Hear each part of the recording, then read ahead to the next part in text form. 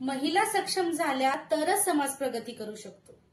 आजही महिलांना त्यांचा संपूर्ण हक्क मिळाला आहे का? जय भीम मित्रांनो, मी राणी तुपे. बाबासाहेब आंबेडकरांचा अजून एक प्रेरणादायी विचार जाणून घेऊया. इतिहास बघितला तर लक्षात येईल, सावित्रीबाई फुले, रमाबाई आंबेडकर, झाशीची राणी लक्ष्मीबाई यांसारख्या महिलांनी संघर्ष करून समाज बदलला.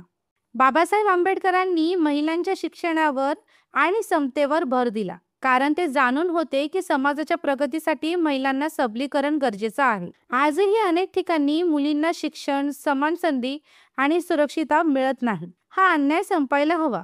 महिलांच्या शिक्षणाचा आणि स्वावलंबनाचा समाजावर सकारात्मक परिणाम होतो. मग का अजूनही महिलांना मागे ठेवण्याचा प्रयत्न केला जातो? समाजात खरी प्रगती हवी असेल तर महिलांना त्यांचे हक्क, सन्मान आणि समान संधी मिळायलाच पाहिजे. महिलांचे हक्क म्हणजे त्यांच्या विकासासाठीचा मार्ग नाही, तर तो संपूर्ण समाजाच्या प्रगतीचा खरं शस्त्र आहे. तुमच्या मते महिलांना अजून कोणत्या क्षेत्रामध्ये संघर्ष करावा लागतो? कमेंटमध्ये सांगा.